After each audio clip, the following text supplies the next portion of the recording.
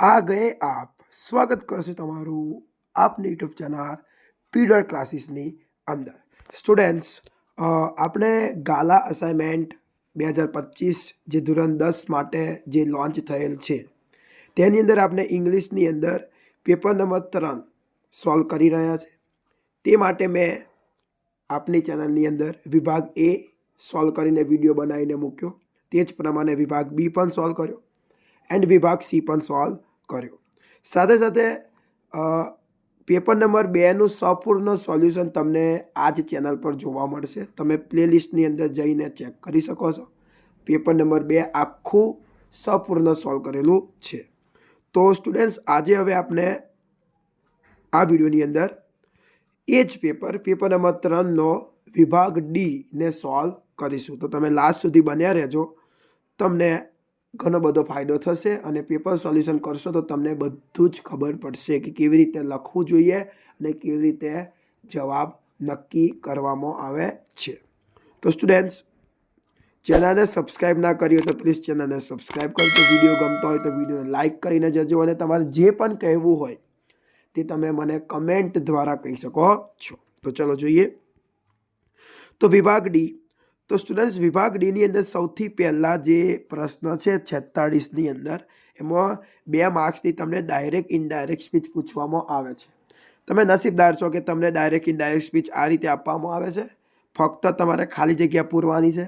જ્યારે આની પહેલાં 2 વર્ષ પહેલાં જે બ્લુપ્રિન્ટ કેવી હતી કે તમને ડાયરેક્ટ ઉપર આપેલું હોય ડાયરેક્ટ સ્પીચ આપેલી હોય તમારે એ ડાયરેક્ટ સ્પીચની ઇનડાયરેક્ટ સ્પીચ કરવાની હતી. પણ હવે એકદમ સરળ થઈ ગયું છે. તો ચલો જોઈએ. તો તમે જુઓ કે રીચા અને વિનીતા વાત કરી રહ્યા છે. રીચા પહેલું વાક્ય રીચા બોલે છે, બીજું વિનીતા, ત્રીજું રીચા એન્ડ લાસ્ટ વિનીતા બોલે છે. તો સ્ટુડન્ટ તમે જુઓ તમને આપ્યું છે કે નીચે Richa greeted Vinita with a hi and asked. હવે તમારે અહીંયા મૂકવાનું છે. આસ્કેડ આપણને આપ્યું છે. ઓકે. તો આપણને અહીંયા સાંભળનાર મૂકવાનું છે. આપણને અહીંયા દેખો આપણને ક્રિયા પર આસ્કેડ આપ્યું છે. બોલનાર કોણ આપ્યું છે? રીચા. સાંભળનાર આસ્કેડ આપ્યું છે. ક્રિયા પર સાંભળનાર ક્રિયા પર આસ્કેડ આપ્યું છે. આપણે સાંભળનાર મૂકવાનું છે. પહેલું વાક્ય કોણ બોલે છે વિદ્યાર્થીઓ? તો રીચા બોલે છે. તો સાંભળતું કોણ હશે? ઓટોમેટિક ખબર પડે કોણ સાંભળતું હશે? વિનીતા. તો વિનીતા છોકરી છે ને તો છોકરી માટે શું આવે? કર્મ તરીકે. સી નહીં આવે, એ તો કરતા આવે. તો જવાબ શું આવશે? હર. તો વિદ્યાર્થીઓ પહેલી ખાલી જગ્યાની અંદર આવશે હર. ઓકે. તમે આગળ જોઈ શકો છો. Hi bye she was thinking Richa. Vinita said that she was fine. Richa asked Vinita what. હવે તમે બીજું વાક્ય દેખો. આપણને અહીંયા વોટ આપ્યું છે. હવે જે ત્રીજું વાક્ય છે એ રીચા બોલે છે. રીચા બોલે છે વોટ ડીડ યુ. તો વિદ્યાર્થીઓ જે યુ છે ને એ યુની તમારે ખાલી જગ્યા પૂરવાની છે કે અહીંયા યુનું શું થાય. તો હું તમને કહી દઉં.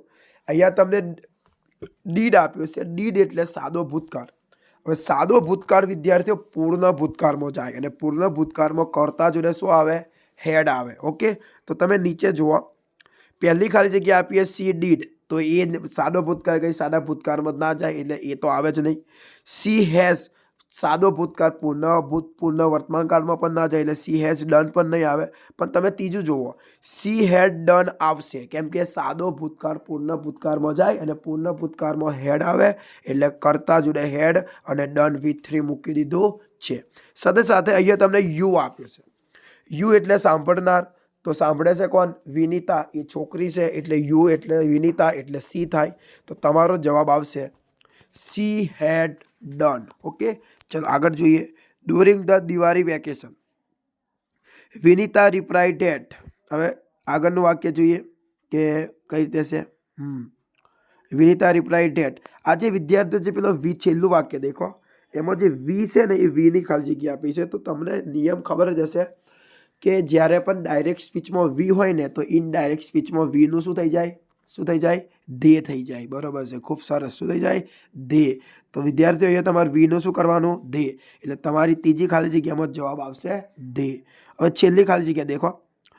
જોડેલું છે વાક્ય Rampur and added that. And added ધેટથી જોડ્યું છે.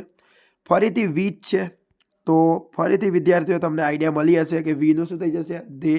તો વી તો આવે જ નહીં, વી આર શું કામ આવે, દે આર આવે કે દે વ આવે, પણ આપણને શું છે, આપણને ઓલરેડી વિદ્યાર્થી વી વ આપ્યું છે, વી વ, તો અહીંયા એનું દે વ જ રહે, કેમ કે નિયમ છે કે ડાયરેક્ટ સ્પીચ એ વર્તમાન કાળ અને ઇનડાયરેક્ટ સ્પીચ એ ભૂતકાળની વાત છે, બરાબર.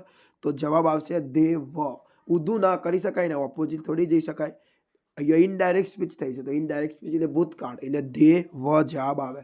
સાથે સાથે અહીંયા દે હેડ બીન હોત ને તો તમને દે હેડ બીન પણ કરી શકો, પણ દે હેડ બીન નહીં, એટલે જવાબ આવશે દે વ. ઓકે સ્ટુડન્ટ્સ, એ પ્રમાણે હવે આપણે આગળ વધીએ.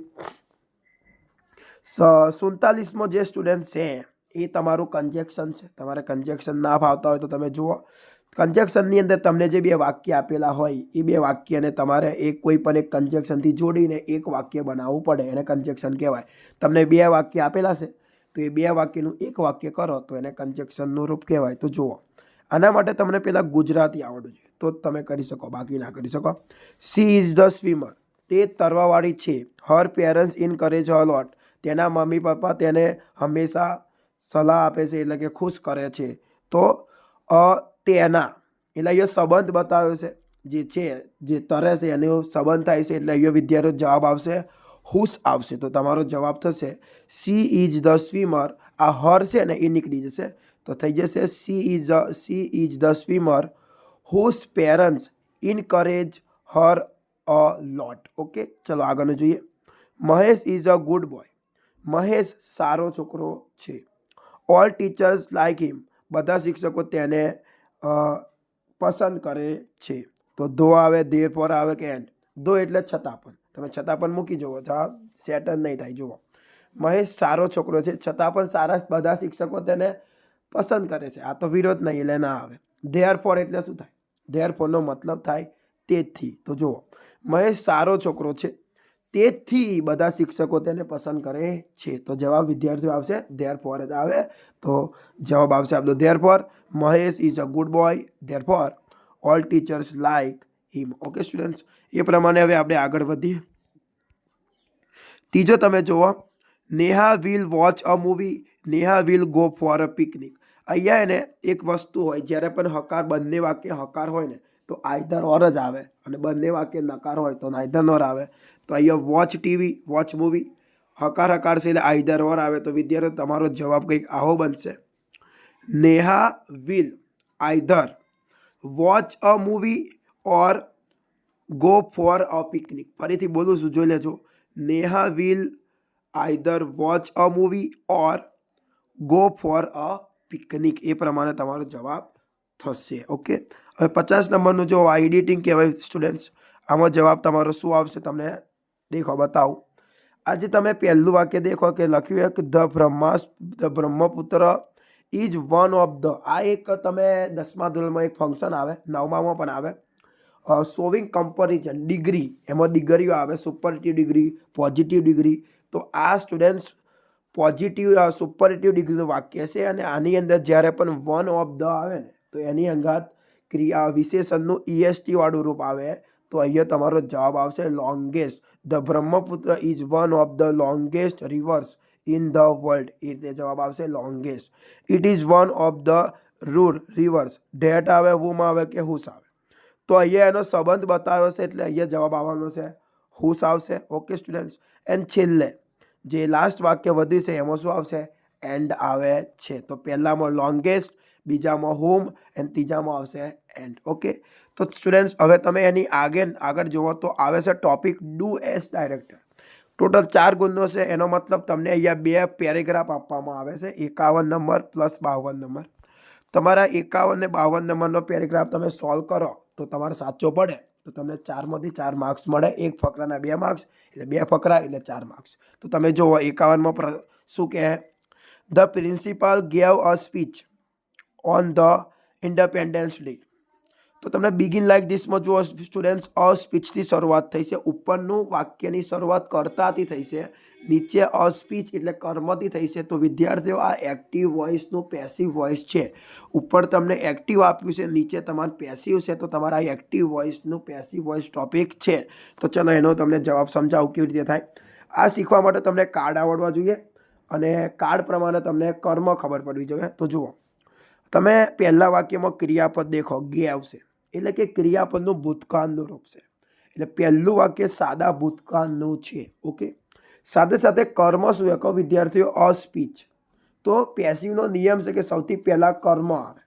તો તમે બિગિન લાઈક ધીસમાં જુઓ, તમને સૌથી પહેલાં કર્મ તરીકે અ સ્પીચ આપ્યું. ભૂતકાળ છે એટલે શું આવે? વોઝ અને વ. એક વચનમાં વોઝ, બહુવચનમાં વ. તો અ સ્પીચ વોઝ આપ્યું. કેમ વોઝ આપ્યું? કેમ કે એક જ સ્પીચ છે. તો અ સ્પીચ વોઝ. હવે હંમેશા પેસિવમાં ક્રિયાપદનું ભૂતકૃદંત ત્રીજું રૂપ આવે, વર્બનું ત્રીજું રૂપ આવે. તો ગેવનું ત્રીજું રૂપ થઈ જાય ગીવન. તો a speech was given by. A speech was given by. પછી જે કરતા હોય એ પાછળ આવી જાય એટલે જવાબ બાય. પછી આવશે the principal on the Independence Day. તો સ્ટુડન્ટ્સ તમારો પહેલો જવાબ આવો બને. A speech was given by the Independence Day by the principal on the Independence Day. એ પ્રમાણે હવે બીજું વાક્યને બનાવીએ. તો હી સેડ છે એ એવું ને એવું જ રહેશે. હવે તમે દેખો, we should respect our freedom fighters. તો આની અંદર તમારું ક્રિયાપદ છે રિસ્પેક્ટ, અને કર્મની વાત કરીએ તો કર્મ છે અવર ફ્રીડમ ફાઇટર્સ. તો સૌથી પહેલાં આગળ આવશે અવર ફ્રીડમ ફાઇટર્સ, પછી શુડનું શુડ જ મૂકો, અને એના પેસિવમાં બી આવશે. પછી રિસ્પેક્ટનું V3 થઈ જશે રિસ્પેક્ટેડ બાય અસ. તો તમારો જવાબ થશે હી સેડ, એ તો એવું ને એવું જ. Our freedom fighters should be respected by us. Okay students, થઈ ગયું. હવે લાસ્ટ વાક્ય. All the students praised him. પ્રશંસા કરે છે, બધા વિદ્યાર્થીઓ તેની પ્રશંસા કરતા હતા. તો અહીંયા ક્રિયાપદ છે પ્રેઝ એટલે ભૂતકાળ, અને કર્મ છે હિમ. તો હિમને આગળ લઈ જઈશું તો થઈ જશે હી. તો જવાબ બનશે ને he was praised by all the students. Okay, આ પ્રમાણે આપણે પેરેગ્રાફ સોલ્વ કર્યું. હવે આગળનો સ્ટુડન્ટ્સ પેરેગ્રાફ છે. હવે આ કેવો પેરેગ્રાફ છે? તમને ધ સર્વન્ટ આપેલું છે, નીચે ધ સર્વન્ટ્સ, એટલે કે તમારા એક વચનનું બહુવચન કરવાનું છે. Change the number singular to plural. તો જુઓ સ્ટુડન્ટ્સ, સૌથી પહેલાં ધ સર્વન્ટનું થઈ જશે ધ સર્વન્ટ્સ, વોઝનું થઈ જાય વ. પછી આ જે લખેલું છે એરેન્જિંગનું એવું જ રહે. આર્ટિકલ ઓન નીકળી જાય. વેસ્ટ છે તો એનું થઈ જાય વાઇસ. ઓકે, ઓન ધ ટેબલનું થઈ જશે ઓન ધ ટેબલ્સ. આ જે હી છે એ હીનું થઈ જશે ધે. પુટનું પુટ જ. અ ફ્લાવરનું થઈ જાય ફ્લાવર્સ. ઇન અને ઇટનું થઈ જાય ધેમ. ઓકે, આગળ જુઓ, વાઇલ ડુઈંગ સો એવું ને એવું જ રહેશે. હીનું થઈ જશે ધે.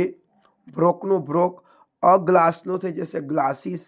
ફરીથી વોટનું વોટ જ. વિલનું વિલનું જ વિલ જ થશે.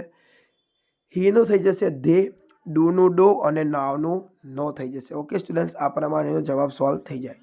હવે વિદ્યાર્થીઓ લાસ્ટ તમને WH ક્વેશ્ચન પૂછવામાં આવે છે. તો WH ક્વેશ્ચન બહુ આસાન હોય છે.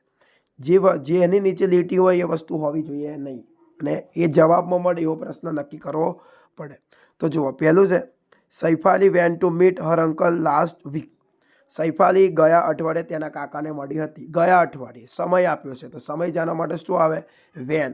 તો વિદ્યાર્થી આમાં જવાબ ડી આવે. When did Saifali go to meet her uncle. Saifali ક્યારે તેના કાકાને મળી હતી? તો ગયા અઠવાડિયે. તો જવાબ શું આવે? ડી. હવે આગળ જુઓ 54. There is a litre water in the river. નદીમાં થોડું પાણી છે, 1 લીટર જેટલું પાણી છે. તો કેટલું પાણી છે? જથ્થો જાણવાનો છે. તો જથ્થો જાણવા માટે વિદ્યાર્થીઓ જવાબ આવશે હાઉ મચ. ક્યારે પણ જથ્થો જાણવો હોય તો શું જવાબ આવે? How much. એની સંખ્યા જાણવી હોય તો હાઉ મેની. પણ અહીંયા તો લીટર સંખ્યા નહીં, જથ્થો છે, તો જવાબ આવશે હાઉ મચ. હવે last students, the passengers have been waiting for an hour. Passenger 1 કલાકથી રાહ જોઈ રહ્યા છે. આ તમારો જ્યારે પણ આ ફોર આવે ને ત્યારે જવાબ આવે હાઉ લોંગ. કેટલા સમયથી રાહ જોઈ રહ્યા? સમયગાળો જાણવા માટે હાઉ લોંગ આવે. તો વિદ્યાર્થીઓ આમાં જવાબ આવશે હાઉ લોંગ. ઓકે, તો વિદ્યાર્થીઓ આજે હવે આપણે આ વિડીયોની અંદર વિભાગ ડીને સોલ્વ કર્યો. આશા રાખું છું કે તમને ગમ્યું હશે. ગમ્યું હોય તો પ્લીઝ વિડીયોને લાઇક કરજો, અને ચેનલ સબસ્ક્રાઈબ કરીને ના કરી હોય તો કરી દેજો.